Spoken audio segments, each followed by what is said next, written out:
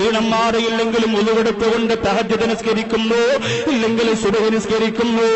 എന്നിട്ട് സുബഹി നിസ്കാരം കിടന്ന് പൊട്ടിക്കരന്നുകൊണ്ട് ദുആ ചെയ്യുന്നതെന്തിനാ? അല്ലാഹുവേ സ്വർഗം തരണമല്ല, ആ സ്വർഗത്തിന് വേണ്ടിയാ ഉറക്കെ വിളിക്കുന്നതല്ല. തൊഴിയൂര് ഭാഗത്തിരുന്ന് 30 സ്ത്രീകളാണ് ഒരു ബസ്സിന് പന്തല്ലൂരിലേക്ക് വന്നത്. കരഞ്ഞുകൊണ്ട് ദുആ ചെയ്യണേ ഉസ്താദേ, ഞങ്ങൾ 30 പേരാവുന്നത്. എത്രാമത്തെ മജ്‌ലിസിലാ വരുന്നതെന്നറിയോ? ഒരു ബസ്സിന്റെ കത്ത് നിറച്ച് 30 പേര് വന്ന എന്റെ പ്രിയപ്പെട്ട സഹോദരിമാര്, എവിടെ നൗഷാദുബാക്കയുടെ പ്രഭാഷണമുണ്ടെങ്കിൽ കൂട്ടുകാരെന്ന് വാടി വിളിച്ചുകൊണ്ട് ബൈക്കിലേക്ക് വാഹനത്തിലേക്ക് ചാടിക്കയറിയിട്ട് എത്രയോ കിലോമീറ്ററുകളോളം താണ്ടി വന്ന് പ്രഭാഷണം ശ്രമിക്കുന്ന എന്റെ പ്രിയപ്പെട്ട ചെറുപ്പക്കാരാ, അതിന് പകരം നീ ആഗ്രഹിക്കുന്ന അല്ലാഹുവിന്റെ സ്വർഗമല്ലേ? ഇവിടെ വന്നിരിക്കുന്ന നിങ്ങൾ അങ്ങനെ ആഗ്രഹിക്കുന്നത് പോലെ ഒരു ദിവസം പോലും ഇടലില്ലാതെ എന്റെ വേദിയിലെല്ലാം മറന്നുകൊണ്ട് വീരത്തൊഴുകി നിൽക്കുമ്പോഴും എന്റെ പ്രിയപ്പെട്ടവരെ, നിങ്ങളിൽ ഒരാളെങ്കിലും മുസാഫത്ത് ചെയ്യാൻ ഓടി വരുമ്പോ അഹങ്കാരത്തോടുകൂടി പിന്തിരിയാറ് ഈ സരസിന്റെ കസേരയിൽ നിന്നുകൊണ്ട് എന്റെ കൈ നീട്ടിത്തരുന്നത് അല്ലാഹുവേ, ഈ ബന്ധത്തിന് പകരം എനിക്ക് സ്വർഗം തരണമെന്ന ചിന്തയിലാണ്. ഖുർആൻ തന്നെ പറയുന്ന കണ്ടോ, വമാ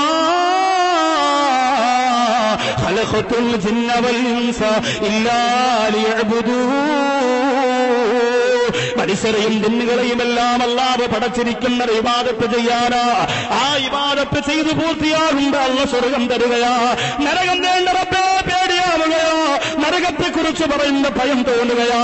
നരകത്തെക്കുറിച്ച് ചിന്തിക്കുമ്പോ കണ്ണ് നിറഞ്ഞു പോവുകയാ. പാതിരാത്രി ഉറങ്ങുമ്പോഴും നിങ്ങൾ ദുആ ചെയ്യുന്നു, അല്ലോ ഇതുപോലെ ചെന്ന് കിടക്കുന്ന ഖബറിന്റെ കത്ത് നരകം തരല്ല അല്ലാ. അങ്ങനെ നരകത്തെ പേടിച്ച് സ്വർഗം വേണമെന്ന് പറഞ്ഞ് പെടാ പാടുപെട്ടുകൊണ്ട് അമല് ചെയ്യുന്ന എന്റെ പ്രിയപ്പെട്ട സഹോദരാ, സ്വർഗം നിന്റെ വീട്ടിലുണ്ട് മോനെ. സ്വർഗം നിന്റെ വീട്ടിന്റെ അകത്തൊരു മൂലക്കിരിപ്പുണ്ട് മോനെ. ആ സ്വർഗം എന്തിന്റെ ചോട്ടിലാണ്? ആ സ്വർഗം എവിടെയാണെന്ന് ലോകത്തെ സ്വർഗത്തിലേക്ക് കൊണ്ടുപോയോ സ്നേഹത്തിലൂടെ പാഠം പഠിപ്പിച്ച നബി മുഹമ്മദ് മുസ്തഫ സല്ലല്ലാഹു അലൈഹി വസല്ലമ തങ്ങൾ പറഞ്ഞു കൊടുത്ത സ്വർഗം നമ്മൾ വേണ്ടെന്ന് പറയില്ല മോനെ. അല്ലാഹുവിന്റെ റസൂല് പറഞ്ഞു കൊടുത്തതാ, അൽ ജന്നത്തു തഹ്ത അഖ്ദാമിൽ നിന്റെ മാതാവിന്റെ കാൽച്ചോട്ടിലാണടാ സ്വർഗമെന്ന് പറയുന്നത്.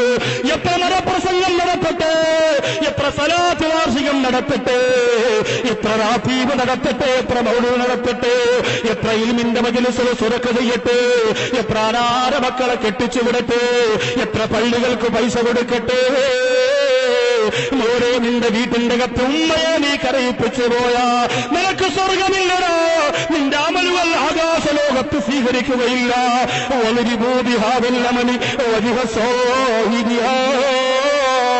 അത് ചെയ്തവന്റെ മുഖത്തേക്ക് വലിച്ചെറിഞ്ഞു കൊടുക്കോ. അല്ലാഹു മാലാഖമാരോട് വിളിച്ചു പറയുമെങ്കിൽ ഈ കസേരയിൽ വന്നിരിക്കുന്ന ചെറുപ്പക്കാരാ, ഇന്നത്തെ ഒരു രാത്രി അങ്ങോട്ട് കഴിയുന്നതിന് മുമ്പ് നിന്റെ ഉമ്മായ വാരി പുണർന്നുകൊണ്ട് പൊരുത്തം ചോദിക്കണമെന്നോട്. നിന്റെ മനസ്സിന്റെ അകത്ത് ഏറ്റവും വലിയ രാജാഭിയായിട്ട് നിന്റെ ഉമ്മ ഉണ്ടാകണമെന്നോട്. അതുകൊണ്ട് സ്വർഗം വാങ്ങിത്തരുന്ന ഉമ്മയാണ് നമ്മൾ തിരിച്ചറിയേണ്ടത്. ആ ഉമ്മയാണ് നമ്മൾ മനസ്സിലാക്കേണ്ടത്. ആ ഉമ്മയാണ് നമ്മൾ അറിയേണ്ടത്. എങ്ങനെ അറിയാനാ? ഏതെങ്കിലും ഫാമും ഫയലും പൂരിപ്പിക്കുമ്പോ മദർ എന്നെഴുതിയിരിക്കുന്ന കോളത്തിനപ്പുറത്ത് ഒരു പേരെഴുതി വെക്കാനുള്ള ഉമ്മയായി ഉമ്മയെ തിരിച്ചറിഞ്ഞാ പോരാ. ആരെങ്കിലും ചോദിക്കുമ്പോ നിന്റെ ഉമ്മ ആരാന്ന് ചോദിക്കുമ്പോ പേര് പറഞ്ഞു കൊടുക്കാൻ വേണ്ടി മാത്രം ഒരു ഉമ്മ, ആ ഉമ്മയെ തിരിച്ചറിഞ്ഞാ പോരാ. പിന്നെ അതിനപ്പുറത്തേക്കൊരു തിരിച്ചറിയൽ നമ്മുടെ ഉമ്മയുടെ വിഷയത്തിൽ നമുക്ക് വരേണ്ടതുണ്ട്. നമുക്കറിയാം